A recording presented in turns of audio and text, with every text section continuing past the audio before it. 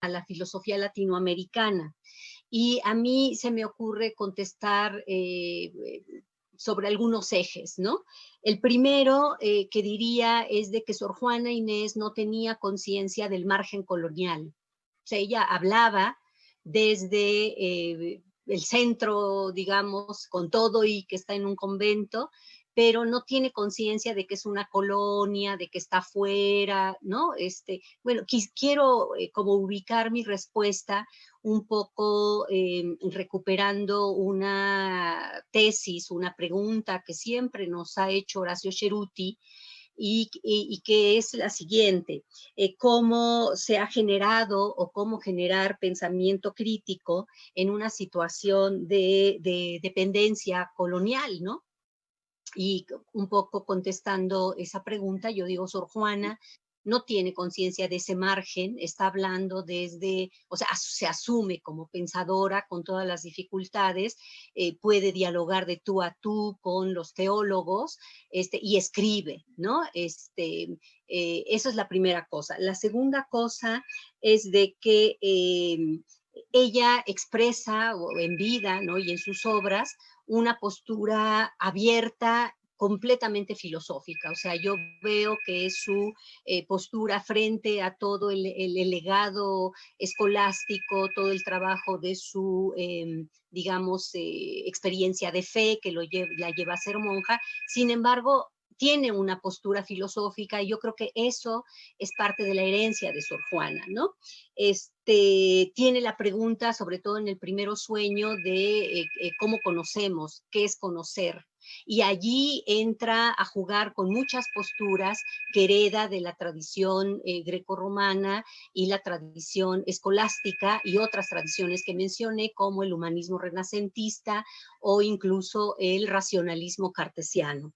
Entonces, sí me parece que un aporte, y vinculándolo con las exposiciones de otros colegas, es que en esta época colonial, bueno, y además recordando el texto que hicieron en Perú sobre la complicada historia de la filosofía en el Perú, precioso trabajo de los colegas peruanos, que nos dicen que justo en estos 300 siglos hay grandes preocupaciones filosóficas y teológicas, y una de esas grandes, entre otras, está la lógica, ¿no? Entre otras está la filosofía política, entre otras está la filosofía del lenguaje, y yo diría, bueno, otra en donde se enmarca Sor Juana, y particularmente a partir de su obra, el primero, el sueño, es la teoría del conocimiento. O sea, discutir filosóficamente, no teológicamente, filosóficamente sobre los alcances del conocimiento sensible, de la intuición, del conocimiento racional,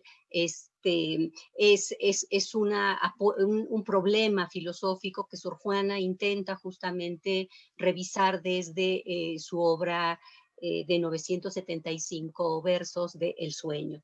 Otra aportación que tiene que ver con su postura ante la vida es la crítica a la formación filosófica centrada en los varones, ¿no? O sea, ella pregunta por qué las mujeres no tienen el derecho de recibir una educación, ¿no? Entonces, esa crítica a la cultura patriarcal se nota en su pensamiento, y ella es muy clara, se sabe mujer y se sabe con intereses intelectuales que son difíciles de desarrollar en ese contexto, ¿no? Y también allí me parece interesante que ella pueda decir que la filosofía también puede desarrollarse de la vida cotidiana, ¿no? O sea, hay una expresión en la respuesta a Sor Filotea de la Cruz que dice que si Aristóteles hubiera guisado, mucho más hubiera escrito, ¿no? O sea, hay una crítica a ese saber filosófico libresco, cerrado, y que ella trata de romper, porque además no le queda de otra, en su propia vida cotidiana, cuando dice, bueno, veo los trompos, veo los juegos de los niños, y no dejo de pensar en el universo, en los movimientos constantes, ¿no? Por ejemplo, de los astros, o con esta idea de la química dentro de la cocina, por ejemplo, ¿no? Entonces, bueno, pensar, dice ella, que hay que acaso las mujeres solamente podemos hacer filosofías de cocina, ¿no? Haciendo una crítica muy fuerte a la, digamos, a la economía del sentido novohispano, que a las mujeres les negaba ese derecho, ¿no? Entonces, sí, yo no diría que Sor Juana es una feminista, me parece excesivo, ¿no? Pero cómo vive ella ese ímpetu del saber, la hace colocarse de manera súper crítica frente a los esquemas patriarcales de su tiempo. Y yo diría, bueno, la vigencia del pensamiento de Sor Juana ahí está, ¿no? O sea, tenemos que seguir luchando por que a las mujeres se nos reconozca en el ámbito de la filosofía, que se nos cite, ¿no? Que nos digan doctoras, no porque nos guste, sino porque es bien curioso, ¿no? O sea, a los colegas varones se les dice doctor y no pasa nada. Uno aparece así con doctora y uno dice, pues, ¿qué estudió? ¿Qué hizo? ¿Dónde están sus libros? ¿No? Entonces, sí hay una vigencia de la postura crítica existencial de Sor Juana frente a cómo vivimos la filosofía y además la valentía. Yo creo que lo otro que nos deja de herencia Sor Juana es la valentía, es de hablar de tú a tú, ¿no? Con los teólogos, con los filósofos, con las tradiciones filosóficas. Entonces, bueno, esa sería un poco mi respuesta y no sé si haya más preguntas, me callo.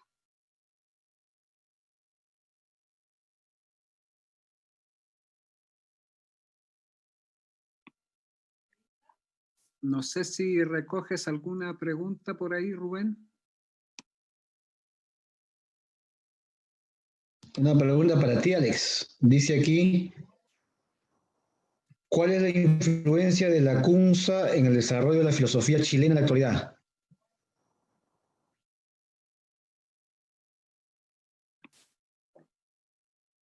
Bien, Lacunza ha sido escasamente recepcionado. La mayoría de los textos que hablan de filosofía chilena, que también son poquísimos, pero aquellos que han utilizado o han tratado de hacer como una historia de la filosofía chilena, suelen comenzar desde el siglo XIX. Entonces suelen ya dejar excluidos a estos autores coloniales, ¿no? Además que la infraestructura para los estudios coloniales, en el caso nuestro, es muy compleja porque no son documentos públicos y son textos que están todavía en las congregaciones y con acceso, digamos, por decirlo así, imposible a esos archivos. En el caso de Lacunza es curioso porque ha sido rescatado por una tradición más bien disciplinaria de historiadores. Las referencias que tenemos a Lacunza y los que lo han hecho pervivir como un autor referencial para un cierto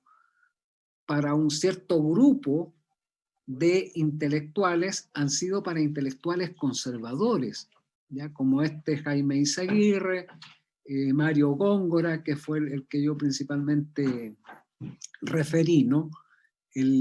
Este estudio reciente de Miguel Rojas Mix es casi una sorpresa, ¿no?